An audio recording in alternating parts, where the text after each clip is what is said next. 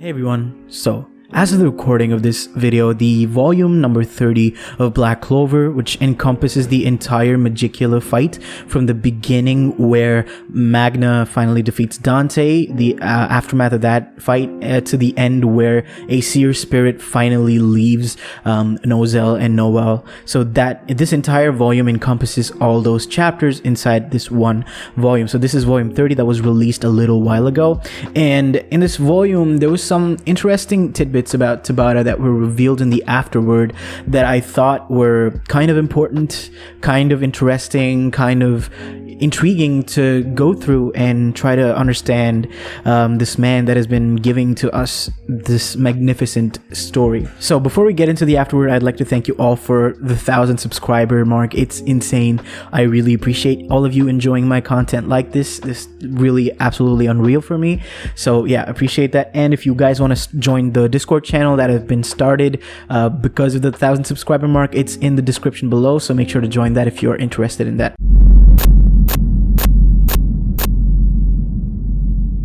So quick shout out to Sir Clover over on Twitter, and of course Night Baron as well, for helping translate the afterword from Spanish to English, and Night Baron corrected some of the translations as well apparently. So yeah, appreciate that. So let's get into the actual afterword.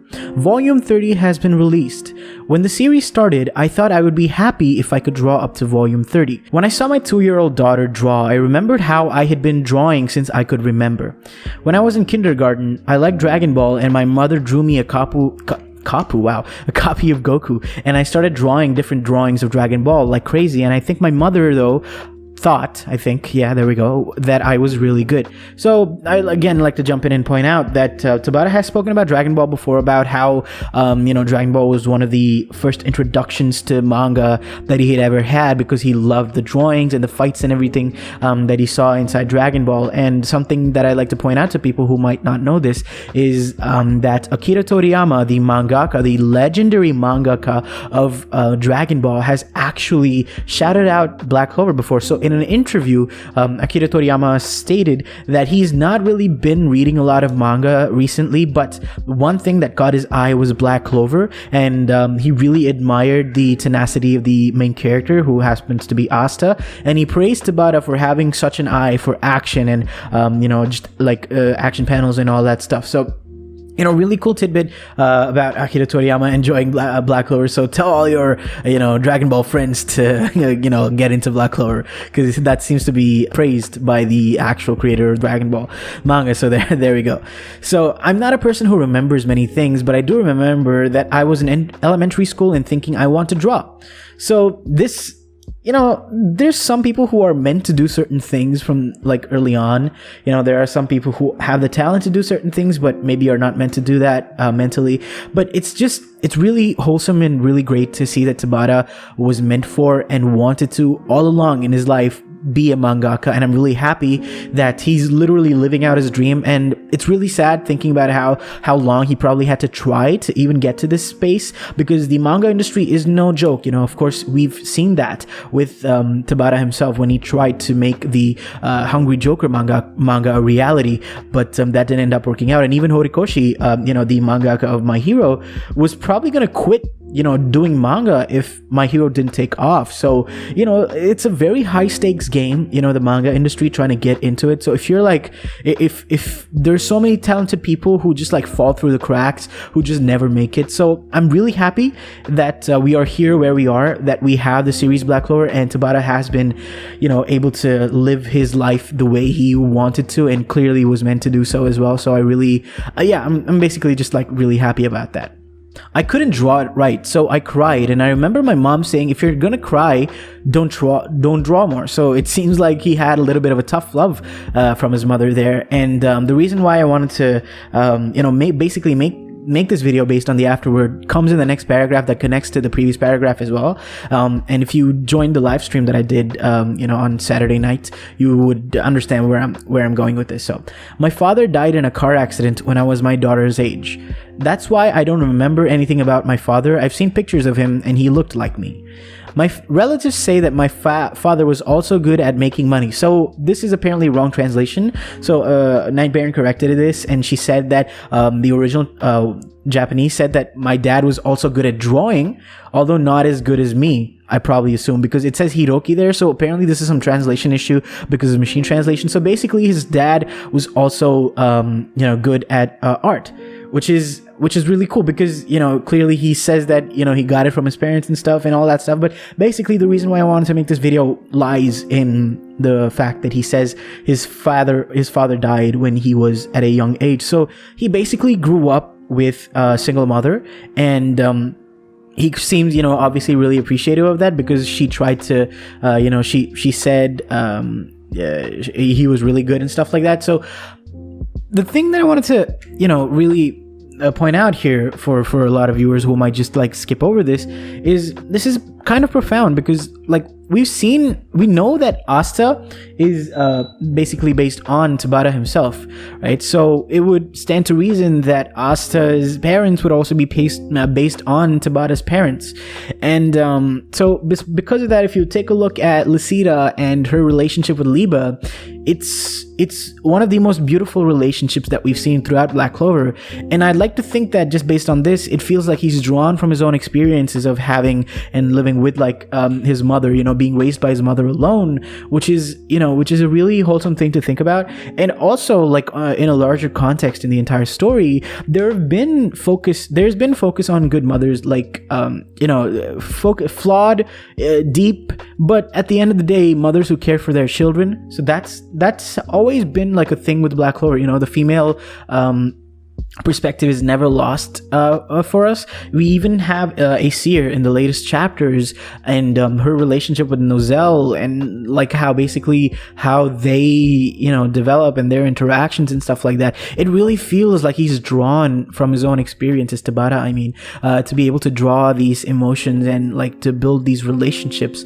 And I think that it's important to point out that he does such a great job, and tragically it is due to this and the elevated sense of motherhood that is present in Black Clover is something that I've really appreciated. And this being a reason for that is, while it is tragic, it is also sort of beautiful, wherein he's basically paying homage to the person who raised him by herself. So I think that's just a really beautiful thing to point out. Now, of course, it's not lost on me that there are pretty terrible mothers in the story, with the Witch Queen and Lux's mom, and I think we even had Gray's stepmother, we had Finwell's stepmother, and all that stuff. So it's not lost on me that of course not all mothers are portrayed in amazing lights, but even if you look at Lux's mother, who was abusive towards him, at the end of the day it's revealed that she ultimately loved him, and she was very flawed, but all she wanted was for him to fit in the world, and find his own place. And that